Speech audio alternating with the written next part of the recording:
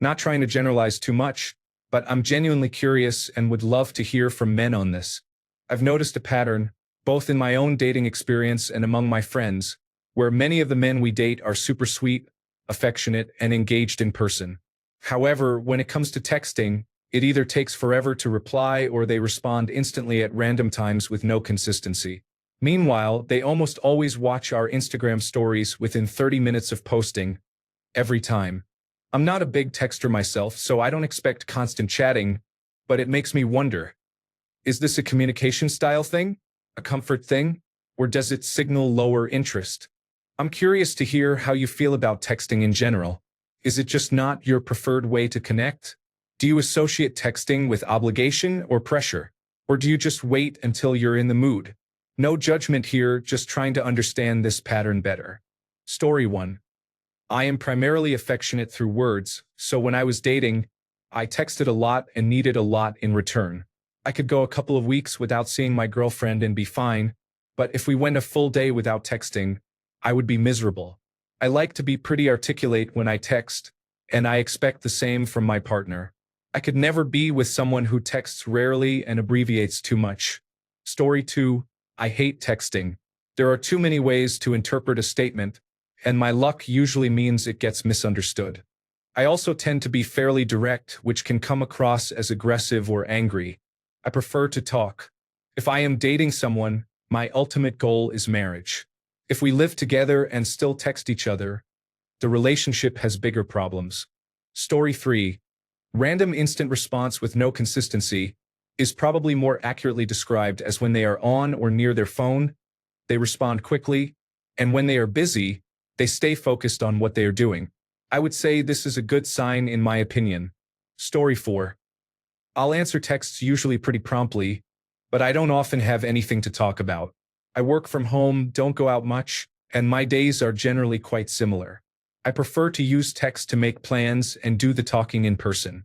I'm not a great conversationalist, but face-to-face communication with someone I'm seeing is meaningful in a way that texting just isn't for me. Story 5. Texting is barely communicating as it is. I hate it and am very clear about how I want to save conversations for dates when I am dating. It worked great and helped weed out clingy people. Story 6. Guys generally don't have much to chat about, especially over text. This goes back to the old days and previous generations, including mail correspondence and greeting cards. Jeff Foxworthy joke from the early 1990s. Can any woman in the crowd explain to me what's with greeting cards? Why are you all sending each other little letters in the mail when you all live down the street? Guys don't do this. You're never gonna have a guy write his buddy something like, "Dear Bill, the other day I was standing in my driveway and I saw an oil spot that reminded me of your bald head. Thinking of you, Fred." That has never happened. Often when you look for weird little gender differences, you can find comedians making jokes about them decades ago. Even though generations change, the dynamics between male and female change very little, despite what we might deny. Story 7. I do not like texting at all. It is not enjoyable like a face-to-face conversation, no matter how much I like you. It feels like pulling my own teeth to text a woman a few times a day. I know I need to do it more frequently or she will think I am uninterested, but my natural cadence for texting people I am not dating is once every few days to weeks. Story 8. Great for logistics and staying in touch with messages like, "I'm thinking of you." It is more than that and is especially useful for managing relationships with individuals who are clingy or have low self-esteem. Story 9. We are either too busy to reply when we see the notification and then forget to reply when we are free, or we are overthinking what to reply with. Story 10. My wife is not much of a texting conversationalist. I am more enthusiastic about it. I love expressing myself with quotes, GIFs, and pictures throughout the day, but my wife tends not to respond and just looks at them. Story 11.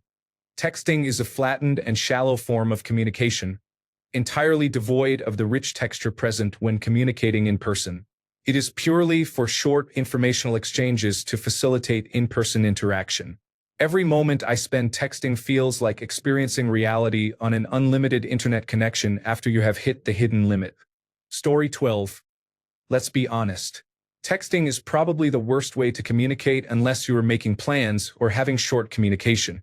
Having an actual conversation over text is simply annoying. I would much rather receive a call than a text. Story 13. I will text to set up dates or have a brief conversation. However, if I like someone and have something to say, I much prefer calling and hearing their voice. Story 14. I am flexible. If she is okay and comfortable with being texted as the primary source of communication, then that is fine with me. As long as we are meeting in person regularly and the interest levels are high, it is okay. However, there is a fine line. I will not engage in sexting or long-winded discussions over text. You lose many nuances, and the delivery of information is rather dry. It is easy to misinterpret what is being said over text compared to in person or even a voice call. Story 15. In-person communication will always be better than text conversation unless you specifically need something in writing. If there is something specific to discuss, that is fine, but a forced conversation over text is usually boring and unpleasant. Most people overestimate how interesting they are over text. Most of the time, women got mad at me for slow replies or not replying when I was at work. Sorry, you are not my priority when I am at work. Story 16. I am currently in a situation where a woman messaged me first. We scheduled a date, moved it earlier due to excitement, and had a wonderful week together. She has her children every other week. This week, she has been very distant, not really initiating texts. Her responses do not encourage further conversation or show interest in communicating. I wish she would just express what she is feeling. She knows she can tell me directly. I would rather know sooner if she has lost interest. I hope this is not a test to see how long I will keep trying. Can we please avoid games? Story 17. Men are visual. They like to do what they see and understand. Even our small talk consists of a few words or just gestures sometimes. But when girls start texting, it is not one text, it is a series of texts. We do not even have that much to say in a whole day. Story 18. Texting gives me zero pleasure. The actual physical process is necessary and even useful, but also unpleasant and unrewarding to me, especially on a phone screen. I believe it to be a horrible way of communicating, as it takes away almost everything that I enjoy about spending time with others, especially love interests. No changes in tone of voice, inflection, or pronunciation. No facial expressions, smell, or touch, only text. I have zero innate interest in it except as a practical tool for planning actual contact. That lack of subtlety and context clues in communication also creates anxiety on top of not enjoying it, because I have experienced a lot of miscommunication firsthand, secondhand, and thirdhand, especially in romantic communication via text. The very minimum I would do in the absence of options, such as in a long-distance relationship, would be voice memos, better phone calls, or even better, meeting up. In general, I almost use this as a test now. I have a lot to do. Do you have real interest in me? If so, let's meet up soon, and you'll get my undivided attention. If you want to exchange text chains, I assume you are just consuming my attention at the lowest possible investment. I do not deal with that for very long. I am very open and explicit about it, too. Story 19.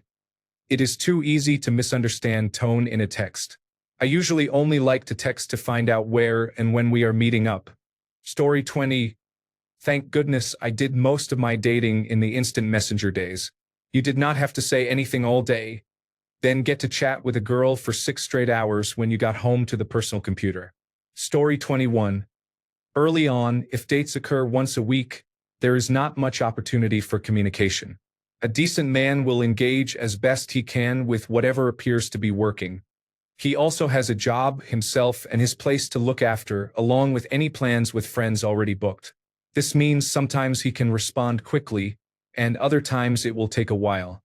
Social media has suggested that good morning and good night texts can be off-putting, which likely influences the level of engagement offered.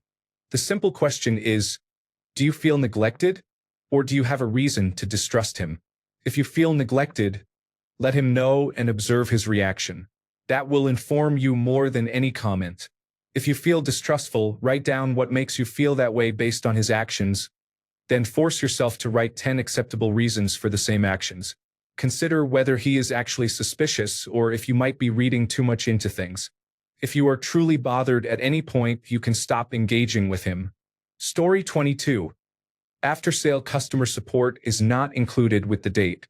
A person gave you a couple of hours of their life to go on a date. You cannot interpret this as giving you free access to their time for unlimited use. If you want to see them again, set up another date. If they decline, then they are not interested. Story 23. I'm better at replying than starting conversations in general. Sometimes I'm just busy. My phone is purposely on vibrate so I don't lose focus when I'm busy with something. I do try to reply when I can and to be the same in texts as I am in person. Sometimes with texting it's hard. Maybe I'm in a bad mood or tired, so I might reply a bit distantly, but I reply because I want the person to know they matter to me. Story 24. Personally, I prefer texting because I am socially awkward. Generally, I am reactive. The more responses and details I receive, the more I try to build on them and interact. Without support, I fizzle out like a candlelit date night for two screens. As a general rule, I always put a smiley after my texts, so they don't seem unfriendly. Someone once told me this was a good idea. Generally, guys prefer messages about 140 characters long, to the point and solution-oriented. We also enjoy our alone time, so if preoccupied, it might take a moment to forget and then remember the message. New text notifications often ask, "Why have you not answered me yet?" We all know how that goes. When it comes to men, I know my friend is doing all right. If he really needs me, he will reach out. Texts often include questions about good movies to watch, how things went last night, checking when to hang out next, or asking for help with something. Those are the sorts of things. Story 25. Preferred communication methods in order: in person, phone call, text messaging. I am a rare person who loves communication often and by any possible means, so I text a lot even if it is the least preferred method. Story 26. I am a communicator to the maximum when we are in a relationship. I will be texting her about everything, asking 100 questions a day. If it bothers her, we will not have strong enough communication to make it work. Story 27. I prefer texting because I am not a talk for 5 hours on the phone about nothing kind of person. Whenever I have talked with a woman on the phone, I feel awkward. I have no problem talking to women in person, but on the phone, it just feels like I have nothing to say. I am quite responsive when texting. The only reasons I do not respond are if I am at work, sleeping, or absorbed in a project I am working on. Usually, I respond quickly, so texting is overall much better for me. Also, if I do not see the message due to being busy, I can read it once I am done and get back to the person, which is not possible with a call. If I cannot talk right then and there, the caller has to wait until I call back, and I have a bad habit of forgetting to return calls, not texts. Story 28. I have a love-hate relationship with texting. I think it is really useful to send a quick text to let you know that I am thinking of you or to ask a quick question that you can answer when you get a chance. No worries if you answer right away or at all. It is a quick, disposable form of communication. I hope that she feels the same way about it as I do. At many of the places where I work, I cannot have my phone. Most days I just leave it in my car. I might check a message at lunchtime, but maybe not even then. I do not text when I am driving. When I get home, I am making dinner, playing a game, or watching a show. I am happy to exchange a message here or there, but long text conversations are not very fulfilling. I would love to see you and share affection, but I am not getting much out of a phone screen. Story 29. I text as little as possible. But if she messages, I will always reply courteously and politely, and give her a place and time where we can meet. I do not speak very much either. Instead, I convey my feelings through hugs and kisses. Story 30. I never liked texting either of my exes because depending on their mood, they could interpret things in certain ways and it felt like navigating a minefield. The thing is, they would never call. It was always up to me to arrange calls. I dated someone who would just call me. No passive-aggressive statements or call me texts. She just picked up the phone and called. It was a breath of fresh air. Story 31. I hate texting, but that seems to be the common way to communicate. I prefer calling, especially if the conversation is to be involved. Story 32. If people text all day, they have nothing to talk about later. I had an ex who would get upset if I didn't reply within her time frame. I do a manual physical job. I can't be on the phone all the time, so my replies would be sparse and to the point. Logically, this is how my mind works, only to be hit with a K or start arguing because my tone was off. Tone? This is a text. These are words on a screen. You made that assumption. A lot is left to be desired with texting. You can't see or hear how something was said, so you don't actually know anything about the tone. It wound me up. Then I'd get home, and she would ask how my day was, and I would say nothing has changed from what we already talked about earlier that day. It became annoying fast, so I just wouldn't reply. If I did, it would just be an argument about why I hadn't replied sooner or earlier or whatever. Like, don't you have anything else to do than text me all day? If that's the case, then you need a new job or more focus on something other than me. Story 33. Conversation either requires thought or is not worth having. Watching your social media posts is a good way to assess how you present yourself to the world. Story 34. I just don't know how there's enough to talk about in the average day. It's a low-effort medium, so I wouldn't mind if it consisted of low-effort messages, sending memes, songs, or photos, but it seems that sooner or later it always turns into an endless back and forth. I'm always struggling to think of how to respond or to stop it feeling dry. There are only so many times I can recount my largely identical workdays to you over text. It's exhausting. Let's save the actual conversation for when we see each other. Story 35. I had a girlfriend last year who was obsessed with texting.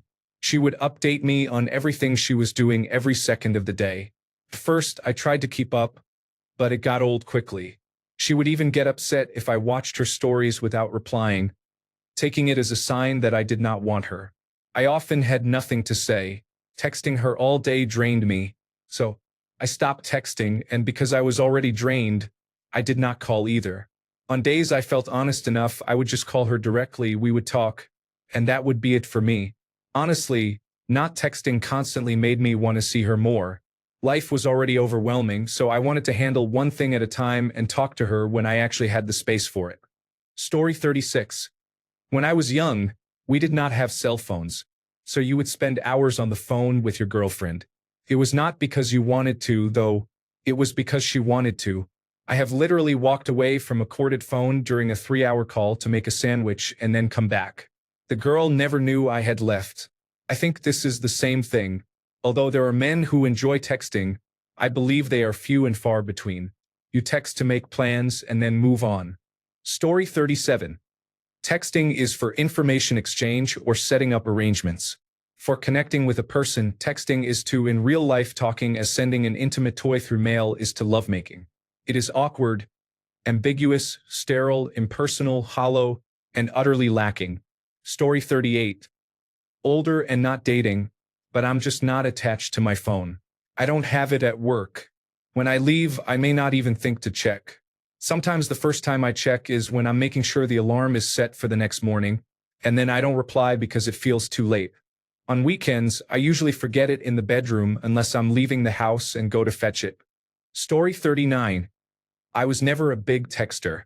My significant other is a huge texter and talker. We make it work even though she can get frustrated sometimes. Story 40.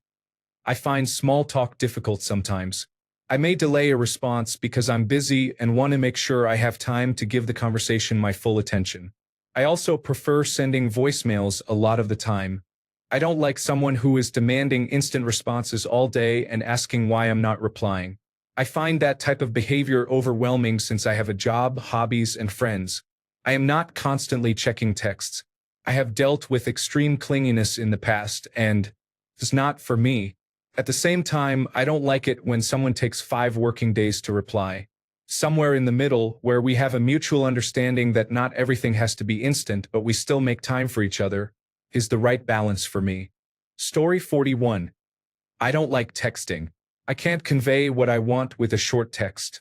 I'm afraid of it being taken badly or every word I write being analyzed and thrown back at me because I used the wrong words or didn't manage to write what I wanted to say or what she wanted to read.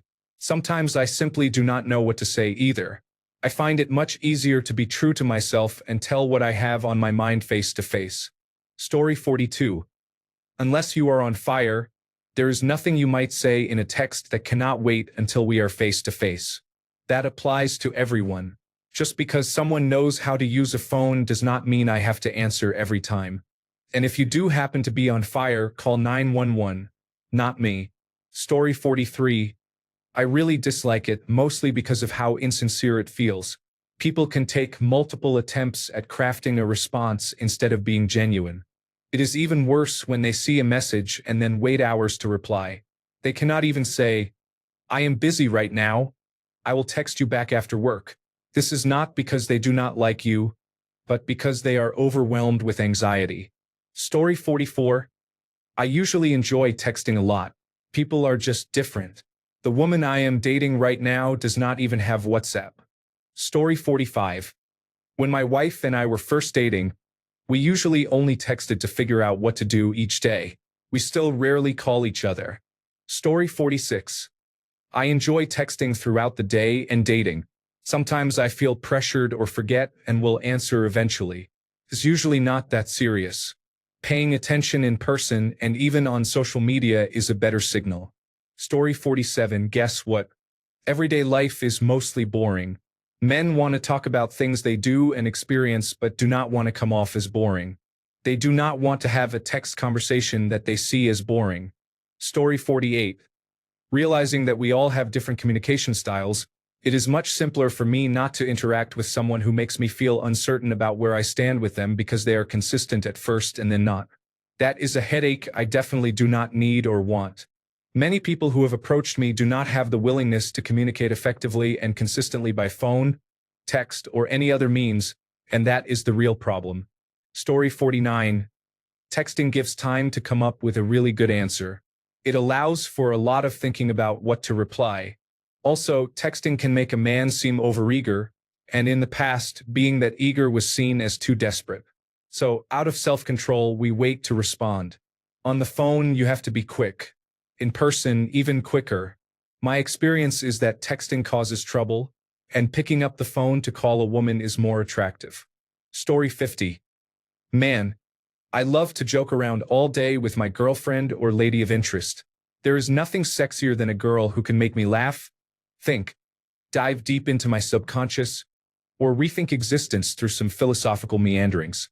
For me, I don't need to have anything to say. If the person is engaging, the conversation will grow on its own. My last serious relationship was at its best when there was a free-flowing, stream of consciousness type of interaction that wasn't about anything in particular. Just two friends talking casually. I really feel like that is the hallmark of a solid relationship. Two people who genuinely want to hear whatever thoughts they ponder throughout the day. It's a continuing game of yes and it's glorious. Story 51. I dislike texting for anything other than logistics, such as where and when to meet, setting a date, or informing if someone is running late. People seem to have forgotten the concept of nonverbal communication. It is not what you say, but how you say it. Texting lacks tone of voice, body language, or facial expressions to build. Huppo. There is no natural flow to the conversation. Reducing human communication to the number of letters exchanged creates imbalances that foster resentment. For example, I texted him 5 times, and he only responded once. In terms of how human it is, texting is only slightly more advanced than using smoke signals or Morse code. Moreover, texting is arduous. I enjoy in-depth conversations, so my wrists get very tired from trying to write long responses with proper grammar. I would much rather just talk on the phone. Story 52. Sending a text that is not just information, such as, "I will be over at 5 p.m., takes time and energy. I often do not want to spend that time and energy. Watching a story requires less time and energy.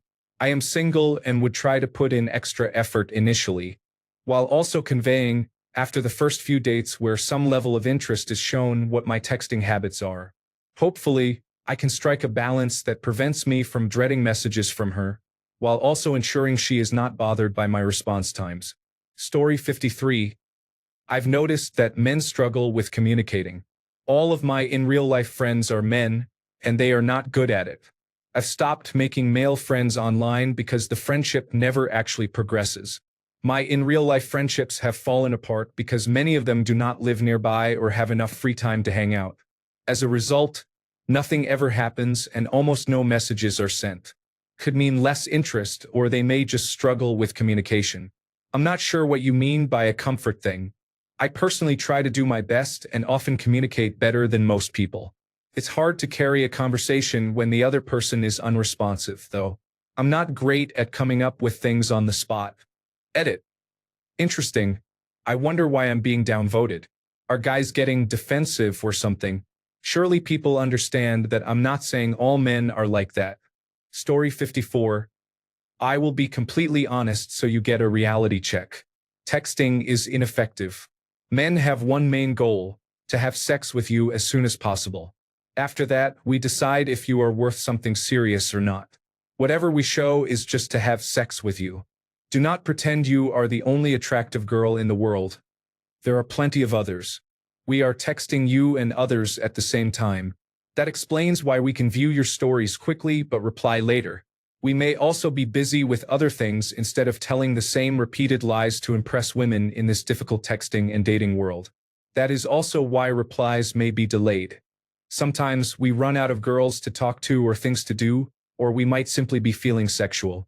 Then we reply as soon as possible to continue our goal of having sex with you. The best way to have sex with you is to meet in person. Texting will not lead men or women anywhere. I could be the best texter in the world, but if I am not attractive, kind, engaged, and affectionate, I will fail to achieve my goal when we meet in real life. Once we have sex, the dating phase for you begins, and it is then your turn to keep up with texting. If we are not quick or interested in texting back, you have failed to qualify for a serious relationship. You should move on. If a man who has had sex with you then disappears but texts you out of nowhere, it means he is out of options at the moment and feeling sexual. Do not fall for this trap. Texting conveys information. A kiss actually conveys love. Thanks a bunch for sticking around till the end of the video. Remember to subscribe, and until next time, stay awesome and goodbye.